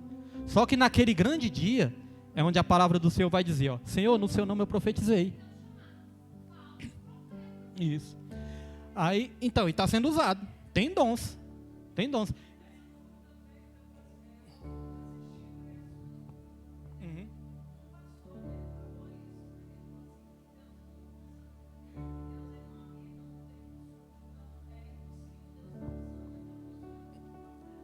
Não, infelizmente eu vou ter que discordar.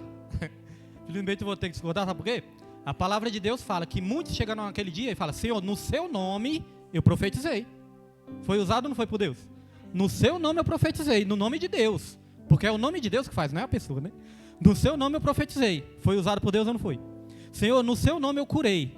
Foi usado por Deus ou não foi? Senhor, no seu nome eu fiz milagres. Aí Jesus vai falar, mas apartai-vos de mim que eu nem vos conheço. Vós que pratiqueis a iniquidade. Estava desconcertado, mas foi usado.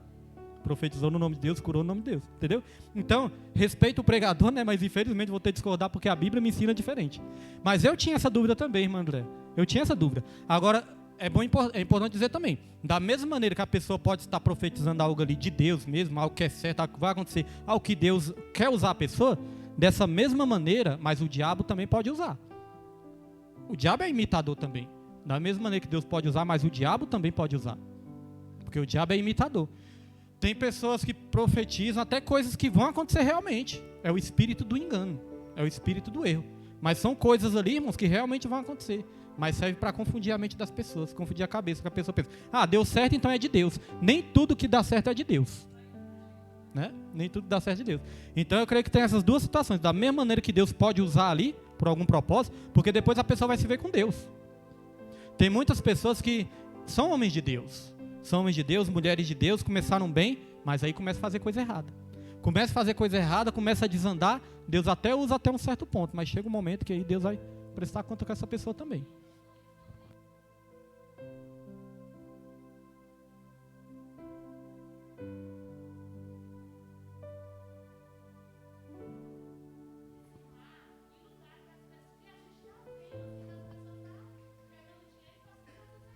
É.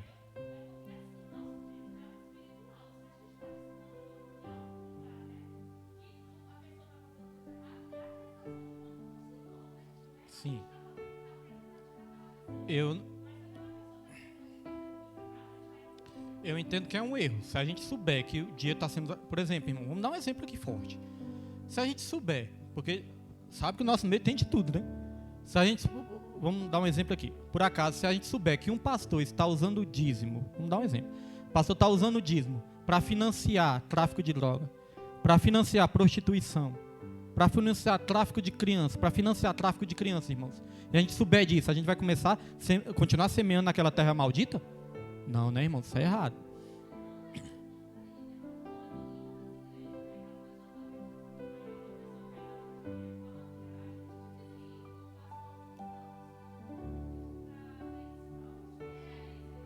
Sim, eu estou dando um exemplo forte, né? Mas estou dando um exemplo mais forte, né? Mas serve para todo tipo de exemplo. Se o pastor está usando o dízimo que não é para a obra de Deus, é igual falou assim, realmente tem pastor que estão enriquecendo através da lã das ovelhas e abandonando as ovelhas para lá. Pastor enriquecendo cada vez mais e as ovelhas só passando dificuldade, né? O povo só sofrendo. Isso aí foi condenado por Deus também. Os sacerdotes estavam enriquecendo e o povo ficando ali a reviria também, né?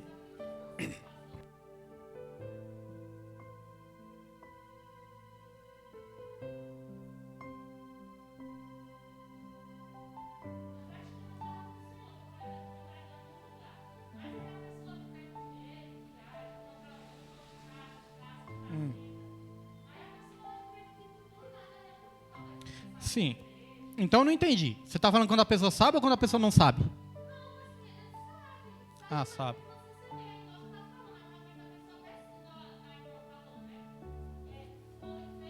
Ah, sim, eu entendi. Não, entendi. Não, entendi. Eu entendi. Às vezes a pessoa também, né? A pessoa sai, é igual esse exemplo de viajar e tudo, né? A pessoa fica triste ali, tudo, né? Fala, não, estou fazendo a minha parte, né? Tô dizimando, estou ofertando, estou fazendo a minha parte. Agora, irmãos, eu entendo o seguinte, que tudo tem um limite. Tem que chegar a um ponto, né? Que o pastor tem que se arrepender. O pastor se arrepender. Senão, realmente, a pessoa não é obrigada a ficar nesse lugar. É isso que eu estou dizendo também, né? Se a pessoa quer ficar, amém, né? Tá fazendo para Deus, o pastor vai prestar conta com Deus, é isso, né? O pastor vai prestar conta com Deus, amém. Existe esse caso também. Agora, se é uma coisa que, né, irmãos, nunca acaba, nunca para e tudo, a pessoa tem todo o direito de falar, não, Deus, não quero mais ficar aqui não, tal, né? Amém, abençoa, não amaldiçoa. Mas aí tem o direito de sair também. Agora eu entendi o que a Neide quis dizer. Então é isso mesmo, irmãos. Aí a pessoa, né, está fazendo a vontade de Deus também, que está fazendo a parte dela, né? Mas eu creio que tudo também tem um limite, né? Que a pessoa também tem o seu direito de escolha, né? Direito de ser feliz, né? Porque isso entristece, às vezes acaba até com a vida espiritual, não é verdade? Acaba com a vida espiritual da pessoa. Nossa, Deus, eu não gosto mais, não quero mais ver isso, né? Tem uma... E fica travado espiritualmente, né? E não cresce espiritualmente, não cresce, fica triste, fica ali travado. Então é isso, né, irmão? Então a pessoa tem o direito também. Na palavra de Deus, em Apocalipse, tem uma parte que fala assim também, ó, sai dela, povo meu. A grande Babilônia, né, que representa uma falsa igreja também, a grande Babilônia. Aí Deus vem e fala, sai dela, povo meu. Tem hora que Deus dá, olha, sai daí que eu vou tratar. Né? Então tem tudo isso. Agora, só para encerrar a questão, né, de ser usado, mas não ser aprovado, depois eu recomendo para os irmãos anotem aí, os irmãos procurem, eu vou procurar, se eu achar eu trago para os irmãos aí. Pastor Hernandes Santos. Pastor Hernandes Santos, aí você procura testemunho do pastor Hernandes Santos sobre...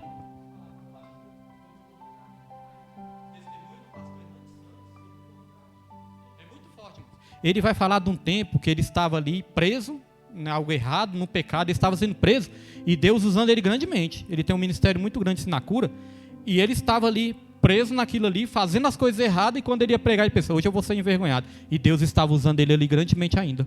Então Deus usava, mas aí chegou o momento, né, que Deus falou grandemente ao coração dele. Não, tudo isso você vai ter que prestar conta. Se eu estou te usando, é por causa das pessoas que precisam de ajuda. Não é por causa que você está fazendo coisa errada, eu estou aprovando, não. É porque eu tenho um propósito aqui, mas chega lá na frente, né, irmãos? Aí Deus vai realmente pesar a mão. Vamos lá. Onde eu parei aqui? Abacuque, né, irmãos? Foi aqui que eu parei? Falsa espiritualidade, né? Então, deixa eu continuar aqui. Ó. Anunciou a destruição de Jerusalém, o cativeiro babilônico e a restauração de Judá. Abacuque, que reclamou da violência, do litígio e da sentença distorcida. Vaticinou que Deus usaria os babilônios para punir a nação. Sofonias, que apontou os pecados dos príncipes, a destruição no grande dia do Senhor e a restauração do remanescente. Então está falando aqui dos profetas menores, né, que profetizaram nessa época na nação de Israel. Todas as profecias abordam o juízo, mas enfatizam a misericórdia divina em prover o livramento. Então é isso, irmãos, nós estamos falando aqui. Ó. Tudo isso foram profecias divinas, alertas divinos, né? Mas Deus ele não queria ele acabar com o povo, destruir o povo, e nem acabar também com os líderes, né, com os sacerdotes, não. Ele queria que o povo fosse despertado para um arrependimento, porque Deus queria ele restaurar, trazer restauração, trazer restituição. Então é onde nós chegamos no ensino de hoje também, né? Que tudo ali Deus vai dando oportunidade, dando chance para abençoar o povo, não para destruir o povo. É igual o profeta Jonas. Jonas, quando desobedeceu a Deus, fugiu ali da vontade de Deus, Deus ele enviou uma tempestade. Mas Deus não enviou uma tempestade para matar Jonas, para Jonas morrer afogado. Não foi isso. Foi para que Jonas voltasse para o caminho certo e Deus usasse e abençoasse o profeta Jonas. Então, o plano de Deus para as nossas vidas, mesmo quando Deus está enviando ali um castigo, alguma provação, é para abençoar. Porque Deus é um Deus bom, né, irmãos? Deus não tem prazer nem na morte do ímpio, imagine na morte do crente, né? Então, tudo tem um limite para Deus também. A Bíblia fala lá em 29, Provérbios 29, fala, o homem que é corrigido várias vezes e endurece o seu coração, será destruído de uma vez sem que haja cura. Então, Deus vai dando chance, mas aí existe a taça da iniquidade, já estudamos aqui também, né? A taça da iniquidade, quando se enche, aí a ira de Deus é derramada sobre uma pessoa, sobre povos e sobre nações e até sobre o mundo todo, né? Apocalipse é a taça da ira de Deus sendo derramada em todo o mundo, lá em Apocalipse, aqueles flagelos. 7 selos, 7 trombetas, tudo isso é a taça da iniquidade que chegou ao limite. Então, para Deus também, né, tudo tem um limite também. Vamos lá, subtópico 3, os profetas pós-exílio. Irmãos, hoje nós vamos passar um pouquinho, né, mas vamos aqui terminar um horário abençoado ainda. Os profetas pós-exílio, ou seja, depois do exílio. Os profetas de Judá pós-exílio são 3. Ageu, que persuadiu o povo a reconstruir o templo, e Deus prometeu prover os recursos da construção, e assegurou que a glória dessa casa seria maior do que a primeira. Ageu 2,9, né? É uma passagem famosa de Ageu. Zacarias, que animou o povo, e Zorobabel, a concluírem o templo com a mensagem: não por força nem por violência, mas pelo meu espírito. E anunciou a vinda do Messias como o renovo do Senhor. Malaquias, que repreendeu o desleixo dos sacerdotes, os pecados do povo, a negligência com os dízimos e ofertas. Então, irmãos, o que acontece? Isso tudo são passagens mais famosas, né, dos profetas menores, que é aquela que fica na nossa mente, que a gente não esquece. Igual nós falamos aqui de Abacuque, né? Abacuque, acho que o mais famoso é Abacuque 3,17, que fala: ainda que a figueira não floresça, ainda que não haja gado no curral, ainda que o produto da oliveira minta, ainda assim me alegrarei no Deus da minha salvação. Então são versículos que são de profetas menores, mas que não saem da nossa mente, né? E Malaquias foi usado para denunciar a negligência dos sacerdotes com os dízimos e a negligência do povo também. Então veja, começou pelos sacerdotes, pela liderança, e o povo acabou seguindo o mau exemplo também, né? Porque liderança é poder de influência, irmãos. Então negligências com as primícias do Senhor, isso não agrada o Senhor também não. Porque o que são primícias, irmãos? Primícias são os primeiros e melhores. Antes as primícias, irmãos, eram o quê? As plantações, né? Então primícia significa isso, ó, primeiros e melhores. Então não é só o primeiro, tem que ser o primeiro e melhor. Porque, por exemplo, eu vou colher um fruto ali, é o primeiro fruto, só que aquele primeiro fruto está meio ali bichado, não está muito bom, então esse eu não vou dar para Deus, eu vou escolher o melhor. Então surgiu outro fruto ali melhor que aquele, vai ser esse, os primeiros, mas vai ser o melhor e não o pior. E o que o povo estava fazendo naquela época? O povo estava dando o resto para Deus, dando o pior para Deus. Então eram animais coxos, eram animais mancos, animais cegos, eles separavam os melhores para eles e davam os piores para Deus. Ou seja, a sobra para Deus. E um princípio muito importante, irmãos, um princípio abençoador para as nossas vidas. Deus não é Deus de sobra, Deus é Deus de primícia. Deus, ele quer o primeiro e o melhor. Por que, pastor William? Porque Deus é egoísta? Não, porque ele quer nos dar o melhor também. Se ele quer nos dar o melhor, ele quer que a gente ofereça o melhor para ele também, né? Então hoje, antes também, assim que eu me converti a Deus também, eu tinha essa dúvida. Eu falava: Senhor, eu tenho que dar meu dízimo para o Senhor, mas eu tenho as Casas Bahia para pagar, Ricardo Eletro para pagar, então eu vou pagar as Casas Bahia, Ricardo Eletro, Ponto Frio, aí se sobrar eu dizimo. Ué, irmão, estou dando o resto. Né? E é uma questão de fé, irmãos. Isso é uma questão de fé. Se você tiver fé, você pegar ali a primeira parte, não, a primeira parte, isso é de Deus, isso aqui não abro mão. Isso aqui não abro mão, quero nem saber do resto. Se você tiver fé, irmãos, que você vai oferecer para Deus, porque já é dele mesmo, você vai oferecer o melhor para Deus, irmãos. Ele não vai deixar você na mão também. Se você tiver fé para isso, irmãos, Deus, ele vai fazer a parte dele. Porque a palavra de Deus falou: ó, fazei prova de mim, se eu não abrir as portas do céu e derramar bênçãos sobre medidas. Vou derramar tanta bênção que vocês não vão conseguir nem suportar, tanta bênção que eu vou derramar. Deus falou: ó, faça a prova de mim. Me dá isso aí da Casa Bahia aí que você está querendo pagar primeiro. Me dá aí para você ver se eu não vou prover o dobro. É isso que Deus estava querendo dizer, irmãos. Então, as primícias. Eu quero dizer que as primícias foi uma das coisas assim, que nos primeiros 2 meses eu resisti um pouco, né? Eu falei para minha esposa, fiz a conta lá, isso tudo? Falei: Dilma, é isso tudo que eu vou ter que dizimar.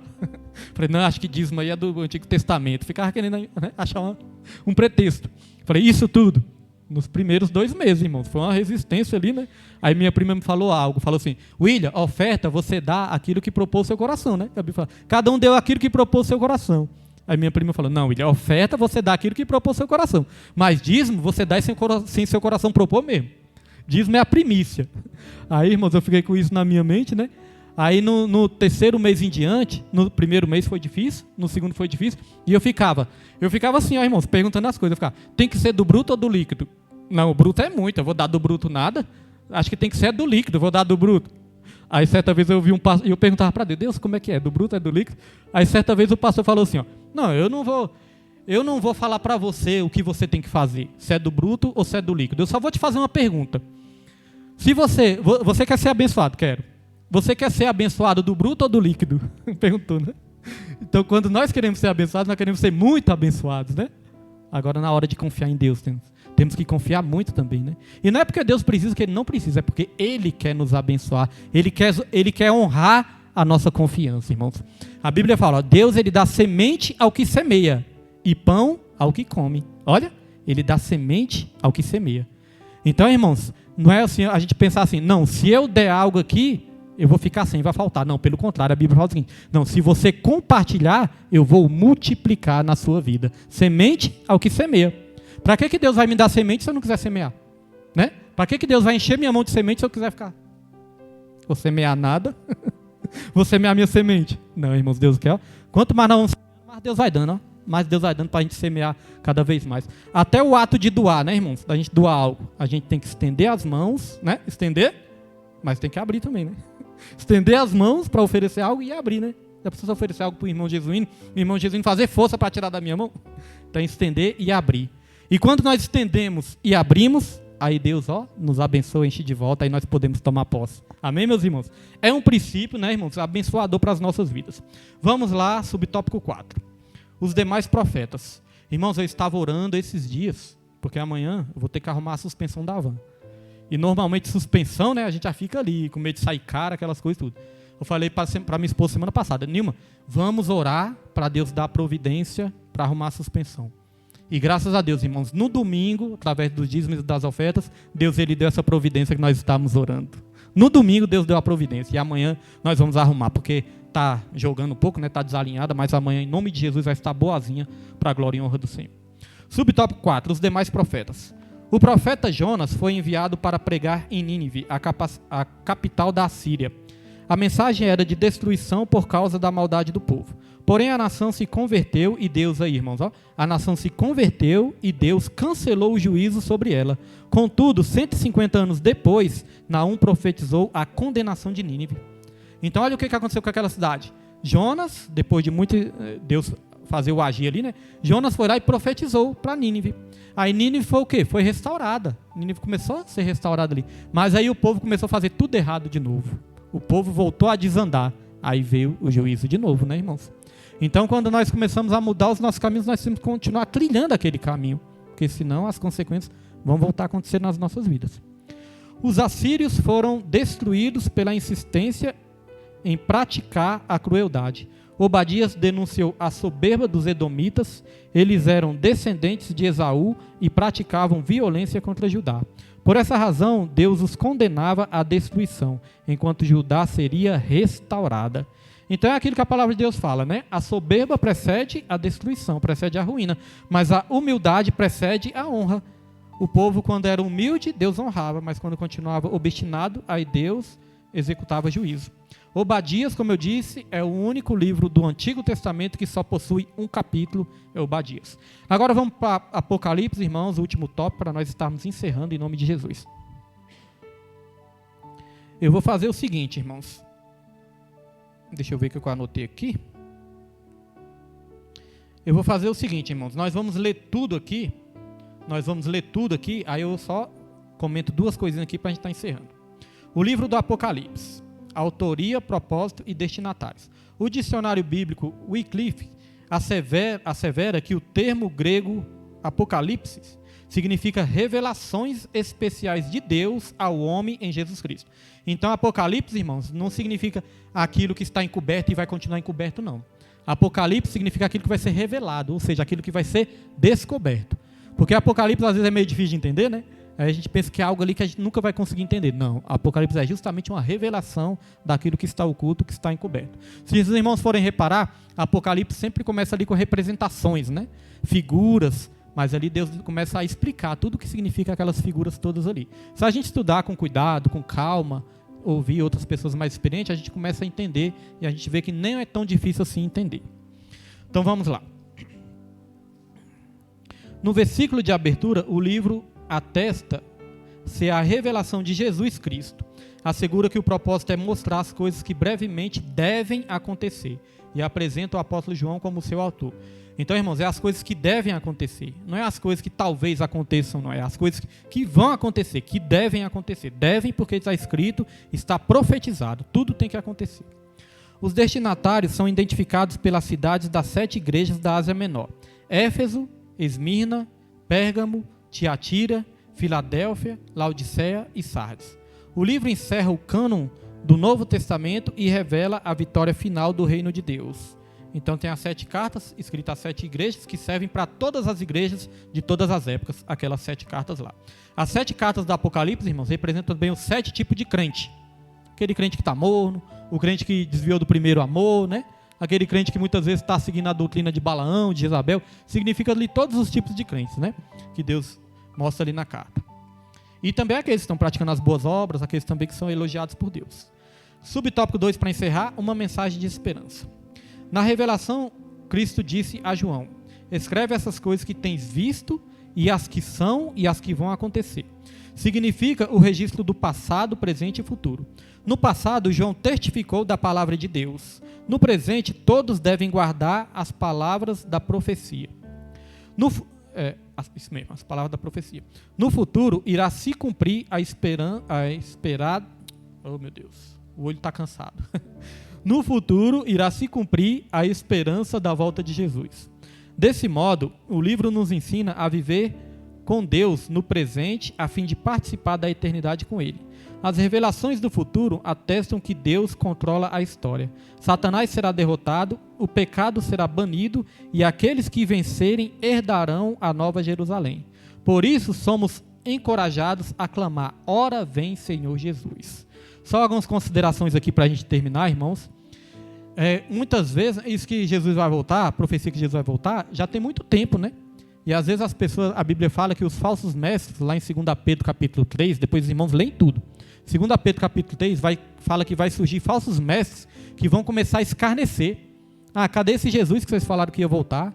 Desde que meus pais morreram, que eu ouço falar que Jesus volta e ele nunca volta. Agora é importante, irmãos, nós atentarmos para aquilo que a Bíblia fala. Olha só, Salmos 90, versículo 4. Desde o Antigo Testamento, irmãos, olha o que a Bíblia fala. Salmos capítulo 90, versículo 4. Diz assim: mas, amados, não ignoreis uma coisa, que um dia para o Senhor é como 1000 anos, e 1000 anos como um dia. Então não importa, irmãos, vai demorar 1000 anos, 2000 anos, 3000 anos.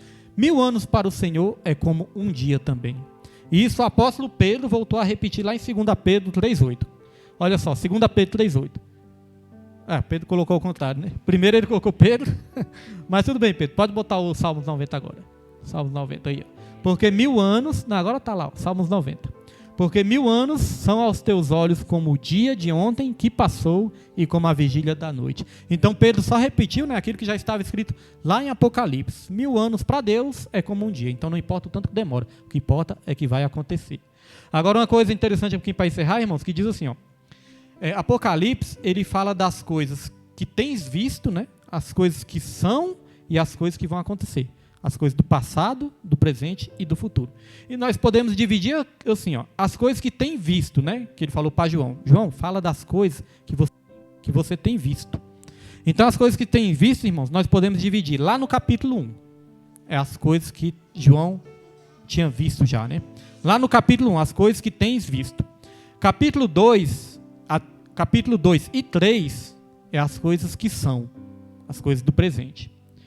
E do capítulo 4 até o final de Apocalipse, é as coisas que vão acontecer. Então, capítulo 1, as coisas que aconteceram. Capítulo 2 e 3, as coisas do presente que João presenciou naquela época. E do capítulo 4 em diante, as coisas que vão acontecer no futuro. O livro de Apocalipse pode se dividir nessas 3 partes que fica até mais fácil de entender. Não é verdade? Conclusão da lição. A mensagem dos profetas é de suma importância para despertar o cristão. Nos livros proféticos, a soberania, a justiça e a misericórdia divina estão claramente reveladas. Os fatos narrados comprovam o poder, a autoridade e o controle divino sobre todas as coisas. Eles nos servem de experiência de fé que produz esperança. Então nós vamos sair daqui hoje cheios de esperança, né, irmãos? Que tudo que está escrito neste livro vai acontecer, e Apocalipse, ele revela o final glorioso da igreja. O final de Apocalipse, irmãos, é a igreja morando na Nova Jerusalém, e todos nós estamos destinados à Nova Jerusalém. Amém, meus irmãos? Glória a Deus.